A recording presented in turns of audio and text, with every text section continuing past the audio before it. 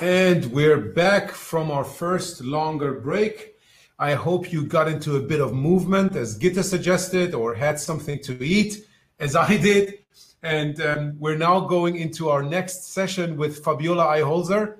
She's a Swiss, but lives in the US for the past 8 years, most of the time in New York, but right now she's in Denver, similar to Trisha. So she woke up very early as well, and we are very, very thankful for that. Fabiola, before I hand over to you, a few reminders to everyone joining. First of all, please do not type your questions into the stage chat. We're ignoring that section. Put everything into the event chat so that we as moderators, facilitators only have to look in one place. Then the second thing, if you had a coaching clinic visit and talk to one of our great coaches, feel free to share your experience also in the chat. Maybe that's relevant for people who will use or want to use the coaches clinic in our second break. And last but not least, if you haven't done already, go to the polls tab, to the polls section, and respond to the polls, especially to the early ones, where we get a sense of the demographics of the people joining our conference. And now, without further ado, Fabiola, I'm handing over to you. It's your stage. Enjoy the talk. Thank you so much, Zora, for the introduction. The past few months have certainly been a stark reminder that we do live in VUCA times, and we have to be much more adaptive than we thought possible, and we have to do it fast.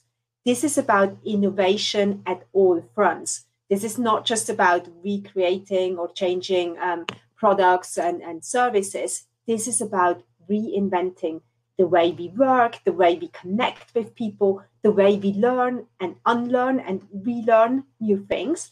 And it's about the way we cultivate ideas and turn them into meaningful solutions, not just for our companies, but also for our people and our society. Because we want to look back at this time and be proud of how we responded to all these immense challenges that we are facing right now. So let's talk about innovation and how to make that happen within our organizations. So when we talk about innovation, executives know that it's really important. So 84% of executives say we need a strong innovation to make growth happen. And 80% of executives say we run into risks if we cannot make that happen. But interestingly enough, even though we know it's so important, only about 6% of executives say the company is actually good at doing it. It's good at innovating. It's good at being creative. But why is that? Why is it so hard for organizations to foster innovation, even though we have great intentions, we have amazing people, and we want to be creative? But why is it not enough? Why can't we tap into that?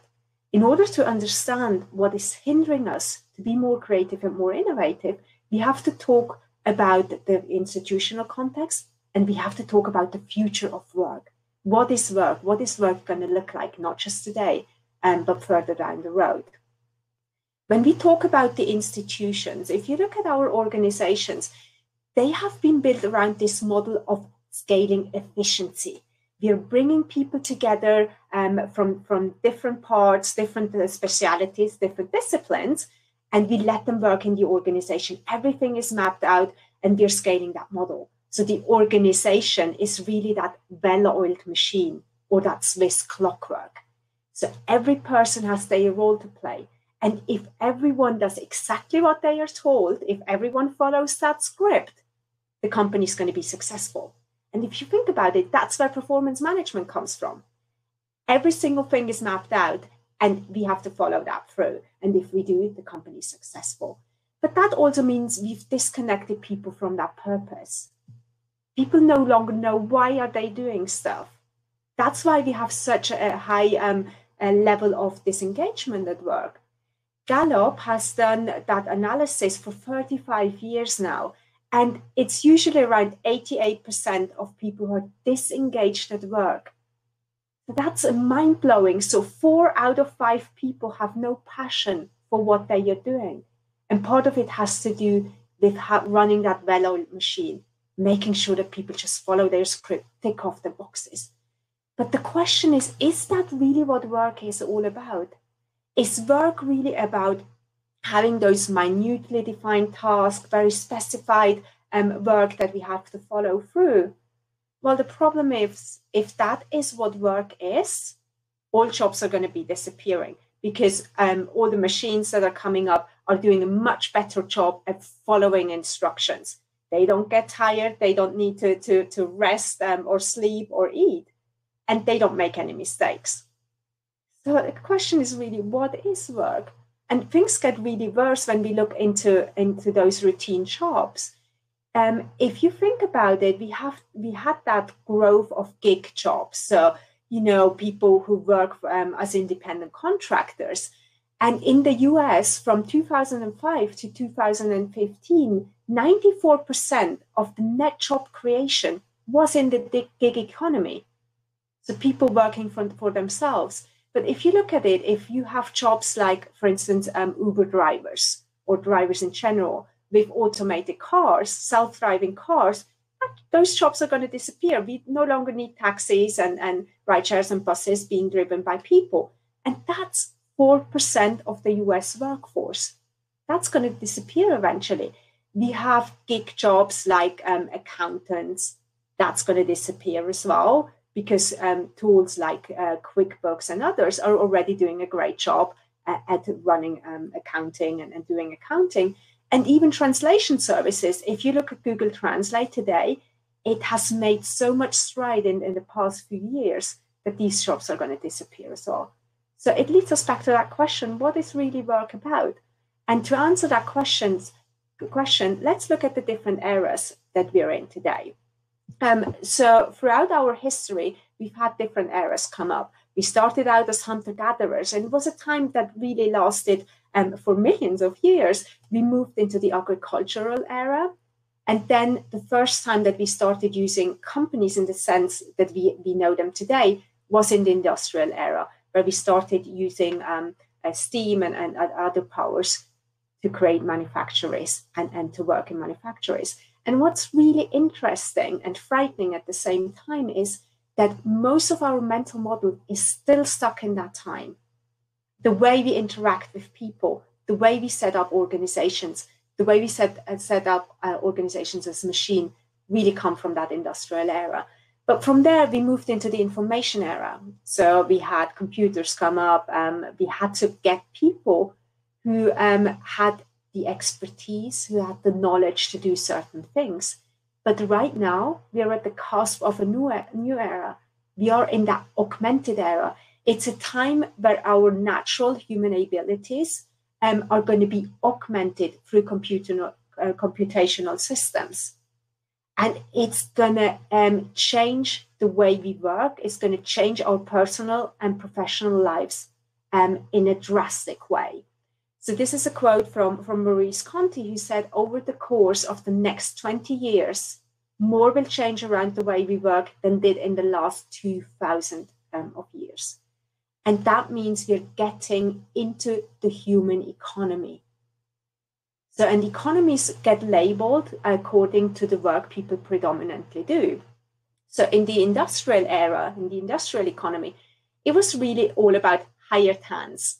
So getting people in to do work, to do manual work, to do as they were told. We then moved into the knowledge economy, where it was more about higher brains. So how do we get people from the best universities with the best education, and they bring all their knowledge to our work? But now we are in that human economy, where it's really about hired hearts. What are people passionate about? What makes us great at creating new stuff? And the interesting thing here is that we are rightly scared about all the AI coming up, all the automation that is coming up, that is going to take over jobs. And in the situation that we're in right now, we know from previous crises that companies start investing into processes, into automation. So this is just going to accelerate the trend that we've already seen happening. But that technology is also a catalyst to humanize work, because right now, for the first time ever, we can really think about what is the work, the kind of work that we humans are intensely good at, that we are uniquely positioned and qualified for. So what is the kind of work that needs our imagination and curiosity and creativity and social and emotional intelligence? And that's exciting because we get to redefine what works means and how do we create work that gives us purpose and meaning. And John Hagel, who influenced me quite a lot in my thinking in this era, he says we need artists, mentors, and composers. So artists are creative and unique craftsmen and craftswomen. So it's your software developers, your product engineers, people who are creative. Mentors are your coaches and leaders, people who can inspire and guide and help others achieve their potential. So your Agile coaches or people developers are in that categories. And we need composers, people who can create unique experiences.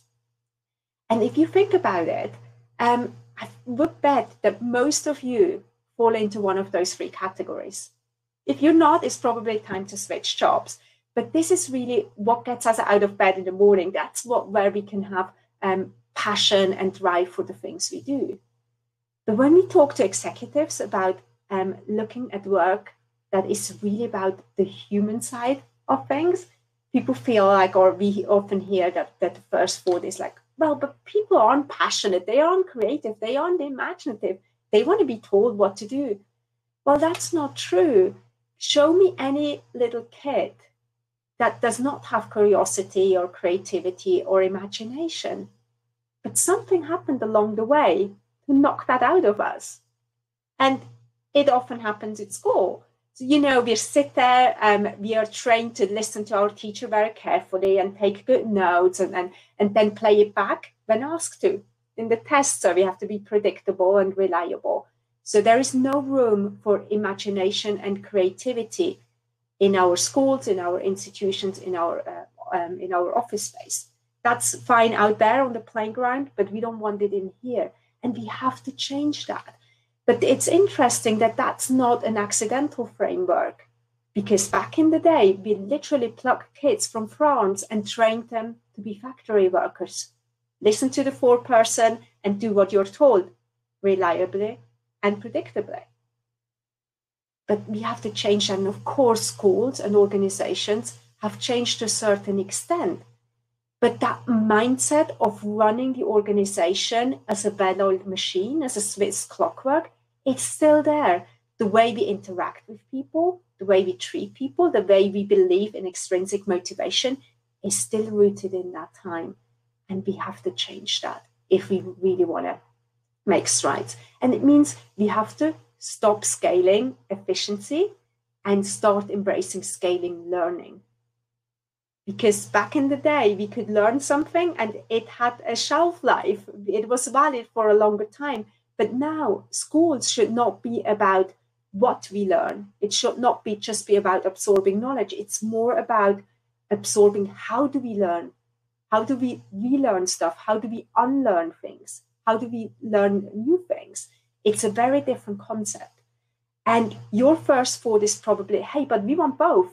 We want scaling, efficiency, and we want to scale learning at the same time. But the problem is that these two things are two completely different things.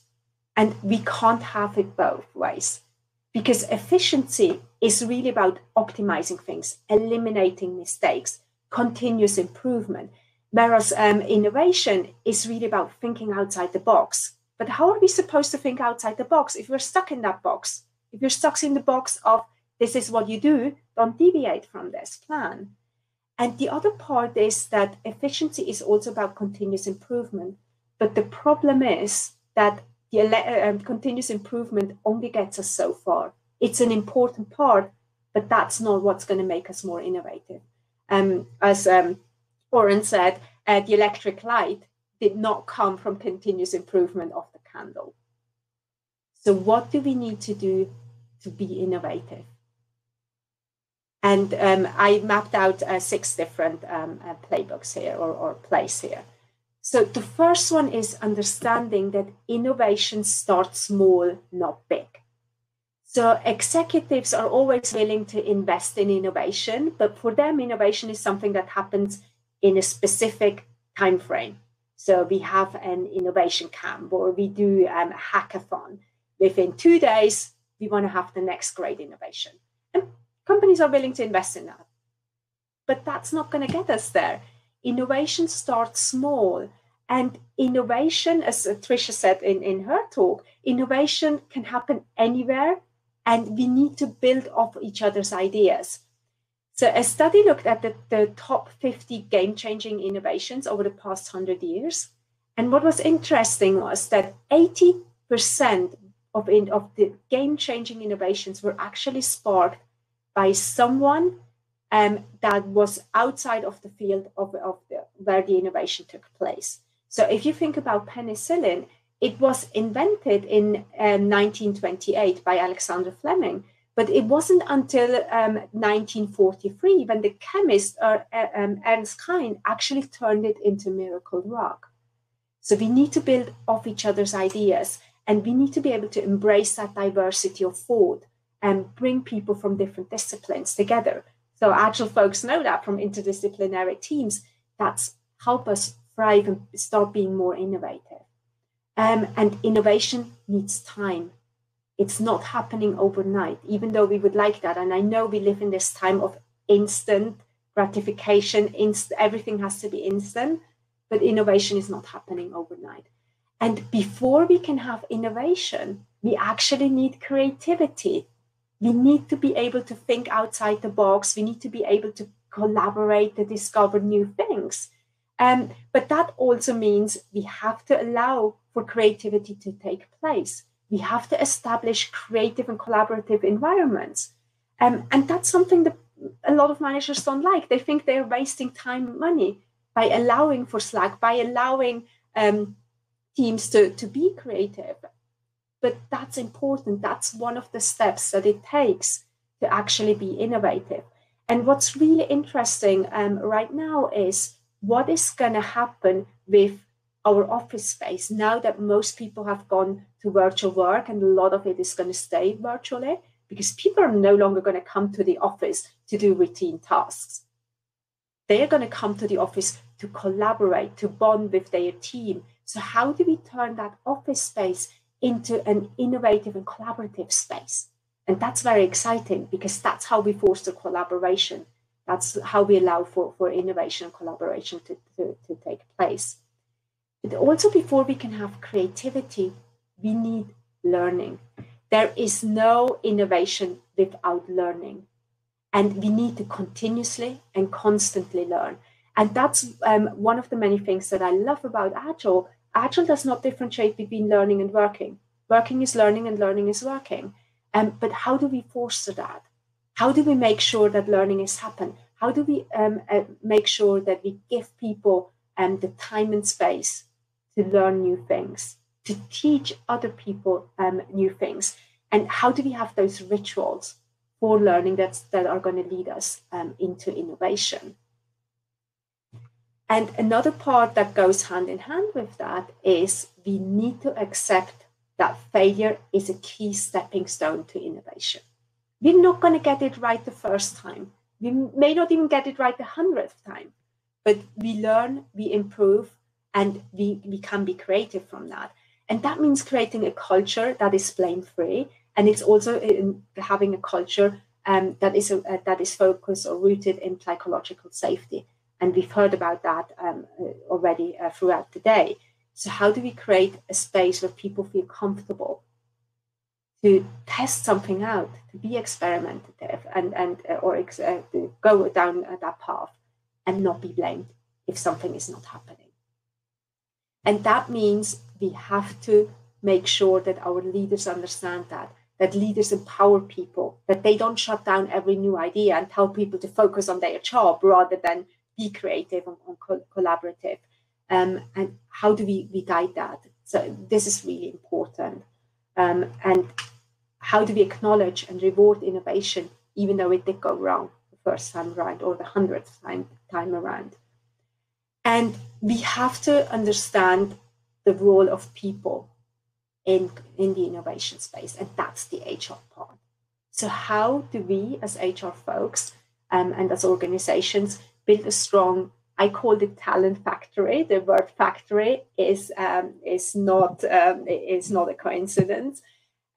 How do we create a space where innovation can happen all the time, where people can collaborate, where we help people grow?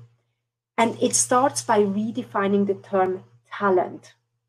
In HR, we used to have those high potential pools and talent pools.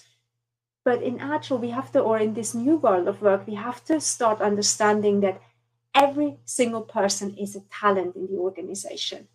Every single person comes in with a unique set of skills and interests and values and experiences that we need to cherish. So those talents may or may not be the right ones for your organization, but if they're not the right ones, don't hire people. But if we hire great people, we should understand that every single person is a talent and we help them thrive in the organization. And we have to start hiring, not just for that cultural fit, but for potential. Because, we talked about those different eras. Back in the day, when we had to dig trenches and build bridges, we had to get people who were strong, who had the physical attributes and strength to do that. And what's so interesting and frightening at the same time is that even today, we're still hiring for those attributes unconsciously. So the average height of a CEO in America is still taller than the average height of an average American person. So we're still hiring for that. But then we moved into that competency model where we said, okay, we need to hire the smartest people from the best universities with the right experiences to make it happen. But today we have to hire for potential. And I'm not talking about the potential to take the next step in a predefined career trajectory. Now, I'm talking about the kind of potential that no matter what we throw at people, they can deal with that. They can flex their muscles. They can adapt. And they can take every single thing that they've learned, all the experiences that they have, and make something happen, no matter what we throw at them. So, but that means we have to look at our hiring process and change it. And we also have to start hiring for diversity. So diversity of thought, diversity of experience. And the really neat thing here is that AI is actually going to help us remove some of the bias that we have unconsciously. But we also have to start recreating our job ads and job requirements, because a lot of the language in there is very male dominated. So about 88% of the language in job ads is uses words that we would associate with male candidates. So we want to be more inclusive in that. And it's not just about a gender equality, it's about equality along in every different aspect that we can think of. So how do we create job ads that target not just extroverts, but also introverts and things like that? And you can really massively boost your talent pipeline when you do that. So we know from studies that it's about 42% more high quality applications if you're more inclusive in your job ads. And if you show people that you truly understand Agile. So that's something that we see in a lot of Agile organizations, that they use the right language. But when you actually read it and you've worked in an Agile way before, you know that they are not really serious about Agile, or they may not define it in the same way that you do that. So my favorite is always the Agile project manager, who does regular reportings and things like that. So how do we create those job ads that are more inclusive, that opens our talent pool and talent pipeline? And we really have to leverage that power of the team. And I know that Agile teams are already great at doing that. So, but it also means that we have to understand that in a highly functional team, in a high performance team, it takes different roles. And if we focus on individual incentives and individual performance management, we're changing the dynamics of the team, and we're not paying tribute that it takes different people within the team to make a team strong. So just think about Jeff the Glue, someone who holds the team together, who always shows up for the teams, who does the unpopular jobs, but may not be the highest performer himself. So how do we change that? How do we make that happen? And we have to start building on the strength of people yes, we want to continuously improve. And in order to continuously improve, we need to call stuff out that is not working. But we still build on the strength of people. We want to have a positive, proactive, forward-looking approach to things that we used to do with performance management. How do we build that? How do we have people champions and people developers in the organization that help each one individually grow, so that we can really build on the individual skills and interests and values that someone brings to the table? And we have to start embedding learning into the workflow. So do stuff like the job enrichment workout, where people can teach other people stuff as well. Because learning is not just about me absorbing stuff, it's also about me teaching something to someone else. It's making job richer for everyone, and I'm learning something as well. And we have to create inspiring employee experiences. You know, in HR, we're so focused about hiring and retaining people. But what does retaining mean? It means holding people back, shackling people. That's not what we want. We want to liberate people. We want people to thrive in what they do. We want to build on their strengths so that they can reach their potential. And if we engage and inspire people, retention is being taken care of. But we don't want to focus on retention. That is just an outcome. It's not a metric that is going to tell us how collaborative are we going to be, how adaptive, how agile can we be as an organization, how resilient can we be. But it all starts by changing that mindset, understanding what is the problem with efficiency and every single thing that we tie with that, from performance management to individual incentives. And of course, that kind of transformation is not easy, because this is not about changing processes. This is not about bringing Scrum and Kanban and other lean agile practices to the organization. This goes much further. This is about changing that mindset, changing that leadership approach. And that's not an easy thing to do, especially right now when we're in this transformative period. It's so much easier to go back to the stuff that we already know, when we should actually go forward and really start changing our outlook and the way we look at things, the way we define things, and make that happen. And one of the things that we see with innovation is, and this is a mock quote from a CFO saying, "Hey, I do encourage creativity, and I'm a huge supporter of innovation, as long as it has a positive return on investment, proven results, and it doesn't distract us from our core business." And that's the kind of thinking we have to get rid of, and have to understand how that shows into all our leadership and HR practices. And to make this happen, it's really important for leaders and HR to come together and be instrumental in helping people build on their strengths and build on the potential of people. And we have to remind ourselves that sometimes it is the people no one imagines anything of who do the things that no one can imagine. And we know that we have great people in our organizations. Let's make something great happen. Let's be creative and innovative, so that when we look back at these challenging times, we know we've done a great job and we've done something amazing for everyone. So with that, I say thank you, and I open up the floor for questions. Perfect. So let me get it up. Now, Fabiola, if you don't mind, unshare the screen that you're sharing, the presentation, so that both of us are, yes, great. So a lot of people have already been starting out to ask questions. There's a lot of things in the chat. I put them in, as I promised, first in, first out. So we start with the very first question coming from Bill. And Bill is asking, what are some ways to embed learning opportunities into the work stream? Mm-hmm.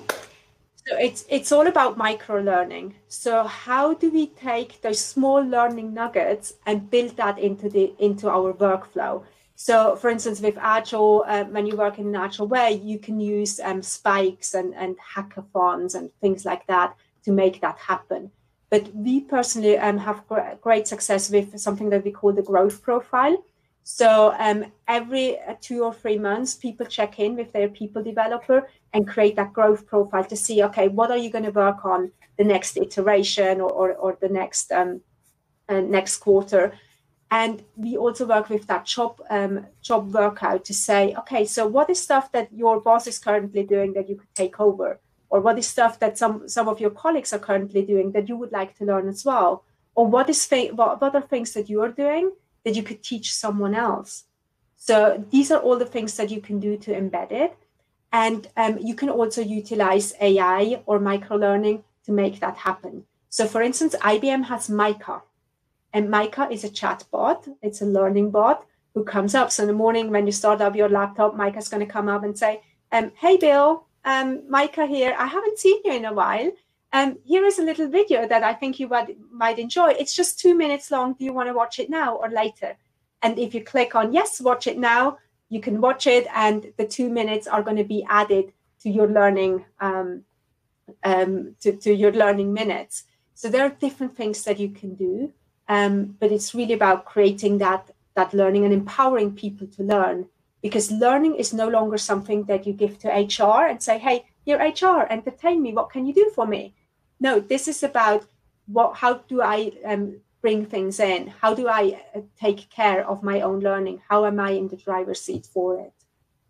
Yeah, that's very interesting, because this aligns, very well with our philosophy of how Susie and I came up with this Agile100 conference. When we initially had the idea of doing monthly conferences, everyone's like, monthly? That's way too much. And our expectation was never that everybody joins every month, but that at the end of every month, there's an opportunity for you to dial in, to learn. And even if you can't go to all the sessions, you can watch the recordings later. So every once in a while, you just take one of the sessions, you're like, that's a micro learning session for myself, where I increase my perspective. Now, adding to this, you gave examples of people, for example, that are learning new skills in terms of how to do things. Do you also apply that to the topic of leadership and leadership development with the micro learnings? Of course. It's that notion that people think like employees have to learn, but leaders and managers don't. And I'm really fortunate to work with some amazing companies who really want to make a difference and change their HR approach. And the best transformations are always when you have the leaders out there truly leading the way.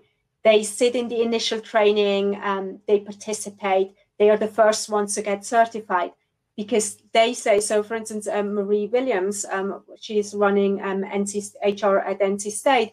She says, hey, I can't expect my people to get certified if I don't do it myself. And I have to speak the same language as they do. I need to be in it as well. And especially when it comes to Agile, we have a lot what you would call, when you study languages, false friends. So words that are the same, that we use in the same way, like collaboration or potential that I explained beforehand, that have a different meaning in an Agile context. And we need to speak the same language, and leaders definitely have to lead the way. I absolutely agree with this. This is the same thing that we say. And we always say that if you want to make a change, it takes commitment. And commitment is not that you provide the budget. That's one part of it. But if you're part of that initial training, if you go through learning those things, even if you don't get certified, but if you show that commitment towards learning, most likely your people will also follow. Now, maybe we switching to a different topic based on Martin's question. He's asking, what do you think about the gig economy in Europe? I know you've been living in the US for many years, but as a Swiss, you still have ties to Europe. So maybe you have some perspectives on this as well. Yeah, I think it's going to go a similar route as it does here. You know, when gig economy started out, or, you know, people starting to work part-time or as contractors, having those different or new forms of employment seem to be novel. But today there's a mainstream. And as an organization, we have to understand that these people make up part of our workforce just as full-time employees do as well. And we have to create the same experiences for them too. So when we do onboarding, it doesn't matter whether you're a contractor or a full-time or a part-time employee, we have to do that onboarding. And especially now, as work has gone virtual, this is becoming more important. because I know that a lot of companies were really fortunate or mentioned that people work great from home. But what we can't estimate is that, yes, people work great from home during that lockdown. But part of it was also because we already had that tribal bonding. We had that team bonding in place. People were used to collaborate. They knew each other. But now when we have new people come in, we have to start creating that tribal bond. And that's going to be different. And gig economy is going to change because the jobs are going to change. So it doesn't matter whether you're an Uber driver or a taxi driver employed by a company or employed by yourself. If self-driving cars are going to come up and those driver jobs are going to disappear, that's going to happen whether you're self-employed or not. So it's more the question of how do we interact or integrate people like that into our workforce. Yeah, and that's a society question, which of course every business is part of. So this goes beyond the boundaries of any single business. It's something that many of us have to tackle together. Now, you talked about inclusivity, and Oana is asking, what does inclusive look like for you? It's more about embracing that diversity of thought. We have to understand that everyone brings something unique to the table, and how do we leverage that?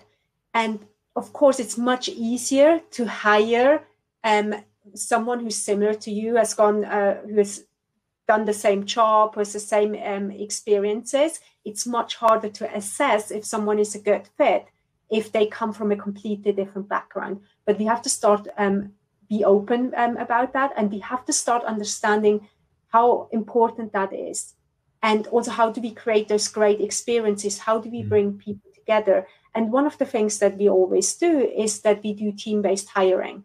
So the team has the final hiring decisions, but it's always based on value descriptions, because job descriptions no longer work. Job descriptions goes back into that thinking of scaling efficiency. We map out exactly what people are supposed to be doing, and that's just sticking them into a box.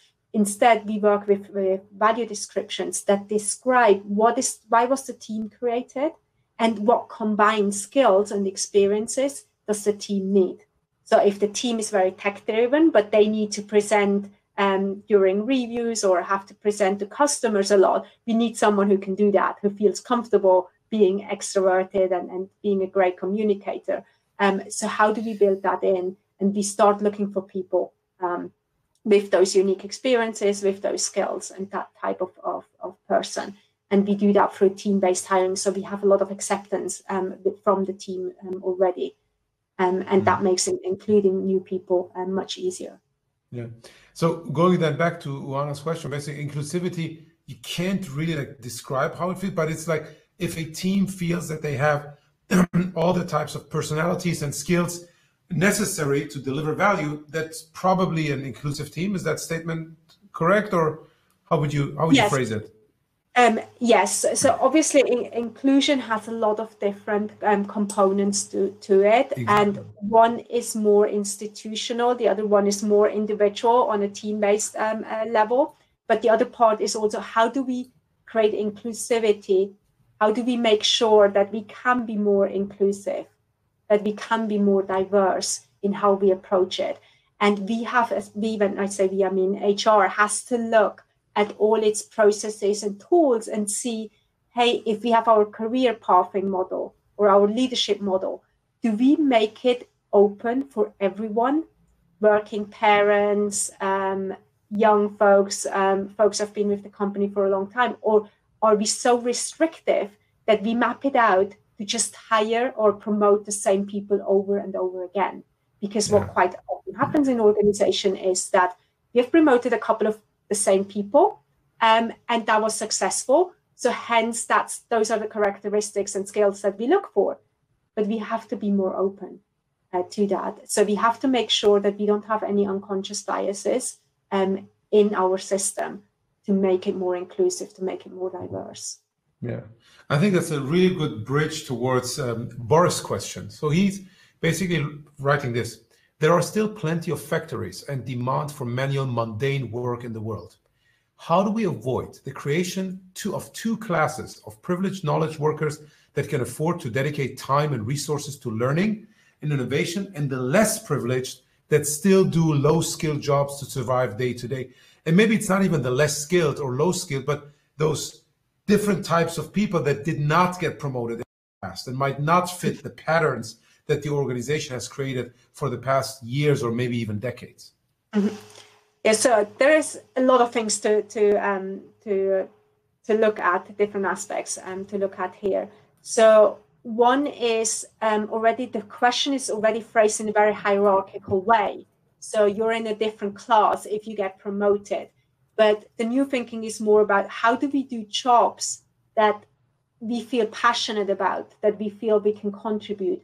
And a lot of manual work is going to disappear, more and more going to disappear. It's going to be much cheaper having machines in there than having manual labor. But the question is, how do we still empower people who work more in a factory setting? So there, for instance, one of the examples that we often use is BW Flex Systems.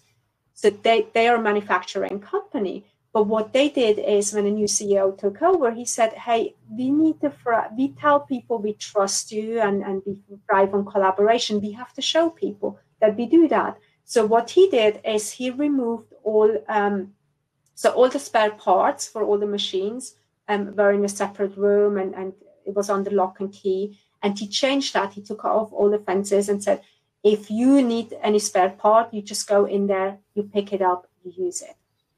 So empowering people, even though they were doing more scripted work than some other people do, he empowered them. And what happened was that people took greater pride in their machine and machine life extended. They had less breakage and all that stuff. So there are things that you can do, or like the way they use their shift plans and how much you empower them to run that themselves. But that type of work is going to disappear. And that also means we need to learn and relearn and upskill very fast. Yeah, no, that's very much in line with what I also teach when I'm working with organizations, that an agile organization is ultimately an organization that can learn faster than anybody else. And it's never the organization that learns. It's always the human beings in that organization that do the learning. So we need to create those environments and make sure that people can actually learn. Now, moving on to Gunnar, and you talked about not scaling efficiency, if I remember correctly, but rather learning. Now, Gunnar is writing, as I understood, increasing effectiveness and being creative and innovative are two different parts. Maybe it was not effectiveness, but efficiency, and do not come together. But how about a combination of increasing effectiveness in areas that are standard and do not need curiosity or innovation, for example, standard processes, in order to make time for focusing on innovation into areas that are most important to become fit for future? Yeah, so efficiency and effectiveness are two different things. So that's for one. And the problem that we have with efficiency is not that we say, hey, we have routine tasks, we have to make sure that they are just done smoothly and lean and without any mistakes. That's not what we're saying. We're just saying, if you focus all on efficiency, you cannot be creative, because efficiency is just following a script, having predefined tasks, having your performance appraisal or your performance management process kick in, where you're told exactly what to do, no matter whether our plans are going to change along the way. That is hindering us from being agile, from being responsive, and from being creative. But it doesn't mean that what we are doing, we're not doing it with efficiency and we're not doing it with effect, but we can't set up the organization around efficiency. So if we talk about how agile teams being autonomous or having aligned autonomy and being self-organizing, that does not fit into an organization that is set up around efficiency. Yeah, around efficiency, standard operating procedures and all of that, right? I usually use the picture of when we look at sprinters versus marathon runners. They have a completely different physique. The one can't do the other. Now, depending on what you want to be as an organization, you have to set yourself up in a certain way. Now, this leads us to the question that Marek is asking. He says, how to build a failure-safe environment at a traditional corporation. From his perspective, it's not enough to say not to blame for a failure, although I think this would be a very good step or first step. You must tell what to do instead. And to you, what kind of steps do you advise and how do you involve top management into this, basically creating a new culture that fosters innovation? Yes, it's really, when you're at the top executive level, it's really about understanding, why do you want to go down that path? Why do you want to be agile? Why do you want to be innovative? And what does it mean for you? Because quite often they can't even phrase, why do they want to be agile? Well, we just want to be more agile. Yeah, that's great, but why? Is it speed? Is it stability? Is it resilience? What is it? What are you hoping to gain? And then we take that and we say, okay, what are the steps that we need to do? How are we going to get there? So right now I'm working with a large law firm, and they're the leader in their market, and their top goal is to remain leader in their field. But every single HR process is set out around billable hours. But remaining at the top, having that recognition as the main brand also means people need to have professorship at university, and they need to be out there writing articles, things like that. But that's all taking away from billable hours. So now we're working with top leadership to look at their balanced scorecard and really say, okay, what does it take? What do we need to build in? And how do we create that environment that's going to help the organization achieve their goals? So leaders need to understand, why are we doing something? And what does it take to get there? What are those leading and lagging indicators? And what's going to be different and what's going to feel different, let's say 12 months from now, when we've achieved that, what's going to be different? And if they can phrase that, that's already an important step. The other part is more on the day-to-day stuff, because you're all in Agile transformations. You know the devil is in the detail when it comes to Agile. This is all about the small changes that accumulate to large transformations. Every single time, if you're, doesn't matter if you're a team member or a manager, if someone comes up to you and said, hey, I had an idea, what's your reaction? It's like, hey, we're so bogged down, we're so stressed out, there's no time for ideas? Or do you say, okay, let's hear it, let's see what we can do with it? Maybe we need to postpone it because we're just too busy right now, but let's hear it out. Or if someone is creative, try something new, do you shut it down because it's not what you expected? How do you deal with that? And by doing all these different things, we're going to change the DNA of the organization. We're going to become more innovative. Yeah. I think there's a lot around the structures, the policies, and especially the metrics that we have in organizations, how we measure success. So if it's about billable hours, yeah, everyone's going to do everything to stay in billable hours. But that's the short-term thinking. That might not be the right thing to do for the long term. And balancing those things out, I think, becomes really, really critical. Now, moving to Peter's question, he is saying, my corporate experience is that HR departments are often the weakest link in the chain. Often they are just internal service providers or servants, not necessarily leaders. What do you think is necessary to lift the HR people to eye level with business? Oh, there are a lot of things here. And I always have to defend my fellow HR colleagues. So I didn't start out in HR. I started in finance. I'm a data gal at heart, but I have been in HR for 20 years. And one of the complaints that I hear a lot from, especially from Agile folks, is HR just thinks about people as resources. And I'm here to tell you today, I've met literally thousands of HR folks, and I have to yet meet one that thinks about people as resources. It's simply not true.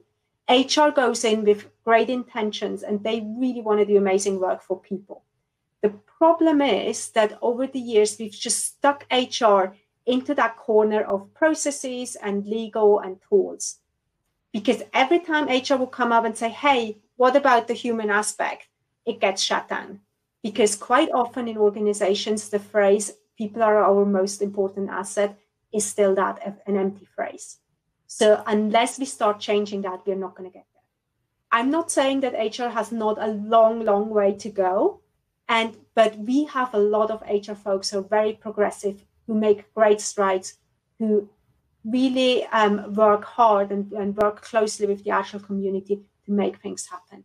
And yes, we're going to see HR folks who are going to make that transition, and others may may take a bit longer to transition into that.